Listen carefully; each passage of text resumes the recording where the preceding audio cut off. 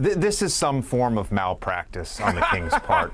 This is some form of malpractice. I'm so proud of you. Listen, Tyrese Halliburton has been the best player on that team. The Kings are going to do what the Kings do. We should not stress. And I'm not going to talk about Sabonis in a negative sense because I think he's a great player. You get a two-time All-Star. Great player. He is a high-level player. He is versatile. Can he shoot? No, but he can do a whole lot of other things. So Sabonis is a great pickup for the Kings.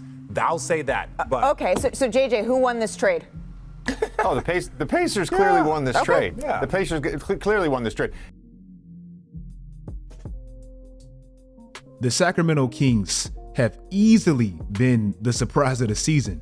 A team that was projected to have the 4th worst record in the league by Basketball Reference is now 2nd in the West, and they're on pace to have their best season in almost 20 years. Now, one of the more polarizing moves of the deadline last year was obviously the Tyrese Halliburton-Sabonis trade. As you can see, even smart people like JJ Redick, they thought it was an awful idea, and honestly, at that specific time, you can understand why. Tyrese Halliburton, only in his 2nd season, he was showing tremendous upside before getting traded by the organization that drafted him. In his last 24 games as a King, he was clearly outplaying De'Aaron Fox, and De'Aaron at that time, he was a little injured, and he was clearly regressing a bit from that previous season where he took that leap.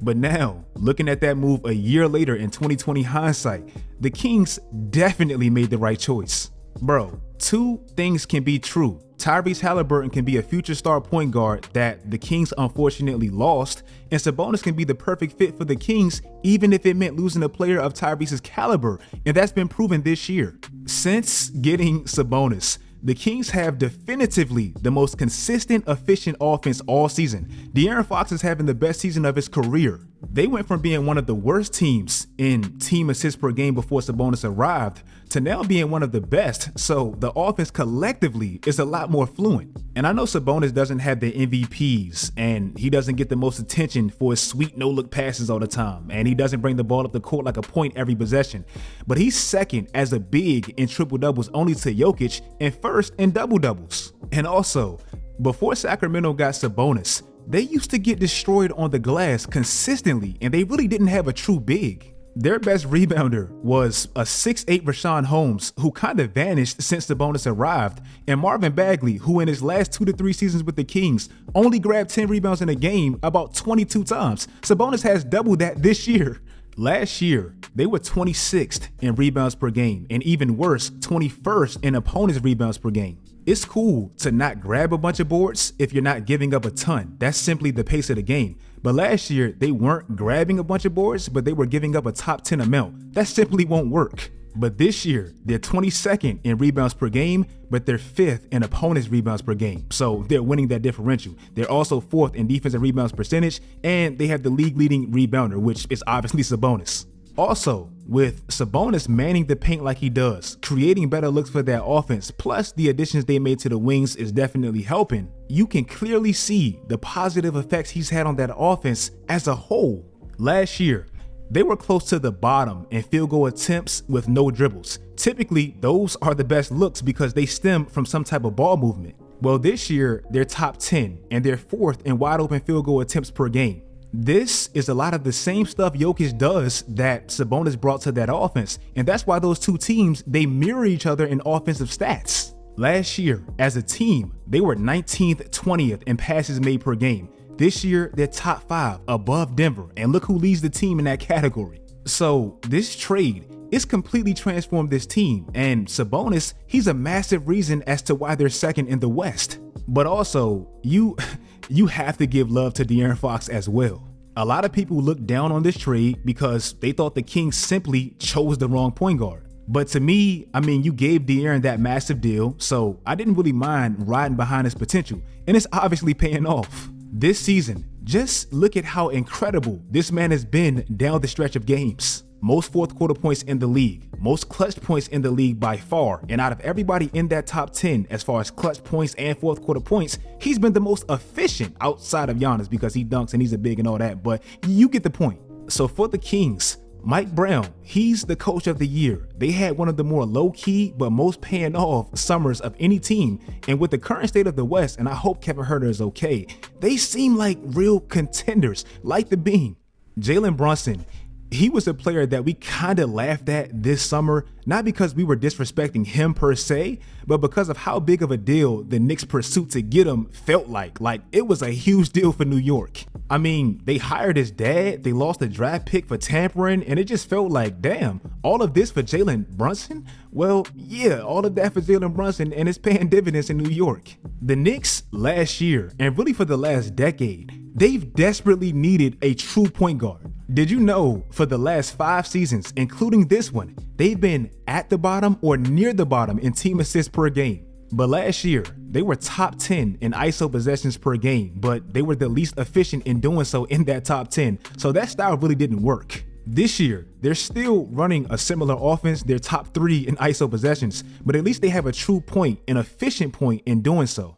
With Jalen Brunson on the floor, they have the most efficient offense in the NBA. Since he joined the team, they went from 22nd last year offensively all the way to 4th. And last year, they weren't terrible. They just simply didn't have a closer. For the season, even though they were 8 games below 500, they only had a point differential of -10, meaning they were losing games by like 0.12 of a point a night. They were right there in all those games. Well, this year, it helps having one of the most clutch players in the sport, and they're only winning games by a little under 3 points a night, so you can see Jalen Brunson's impact. Klay Thompson, he's back. Like, all that stuff that people said, including myself, about him being done and cooked early on, yeah, that was never true. You know who's first in total 3-pointers made this year?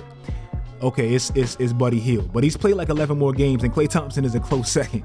Klay Thompson still has that weird ability to get as hot as any player in the league. You know who has the most 10 3-pointer games this season? Klay Thompson has as many as the next 3 combined. Also, I'm not sure if he'll get it because he's played significantly less games than previous years, but he's on pace to break his own record in 3-pointers made in a season. So pace-wise, he might be having his best shooting season of his career.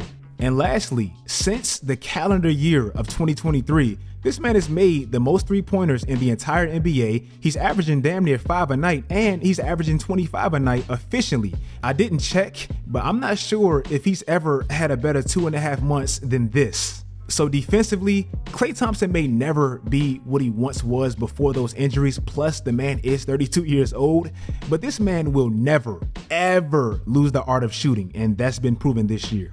And lastly, James Harden. James Harden was a player that I kind of wrote off as washed last season, like most people. He was never the most in-shape player, but last year, especially in Brooklyn, for a player of his standards, it just looked bad. Like, he was struggling beating people off the dribble. He was a turnover machine, and simply, he just looked old. Even with Philly in the playoffs, he turned right back into that guy he left in Brooklyn. So I thought Father Time had just caught on. But this season, he seemed to recommit himself physically, and he's having an incredible bounce back year. Joel Embiid is my MVP. Like, he truly deserves it. This man has been playing out of his mind. Since the merger, he's averaging the most points per game by a center by far. Well, not really by far, 2 points, but it feels that way. Forget centers. If you want to go bigs, he's still averaging the most points since the merger. If you want to add the forwards in collectively, LeBron, Kawhi, KD, whoever, T-Mac, he's still averaging the most points per game since the merger. Basically, the only 3 players that average more points a night in a single season are arguably the 3 greatest scorers in modern NBA history. So that shows how great of a season Joel Embiid is actually having. And a lot of Joel Embiid's success has actually been the James Harden effect. James Harden is leading the NBA in assists per game, assist points created. Embiid is leading the NBA in points off the pick and roll. And I found this stat absolutely fascinating. Did you know James Harden and Embiid, they're leading the NBA in assist connection by a landslide? Like, it's not even close. And James Harden missed 17 games. Also, they're the first set of teammates to have a player lead the league in points per game and assists per game in 41 years. So that duo, it's been lethal. James Harden this season is helping give their best player his best season. He's become like the best facilitator in the entire NBA.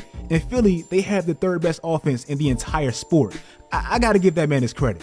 If you guys like this video, These are just some of the players that I believe we owe an apology to. If you have somebody else you want to add to the list, comment below.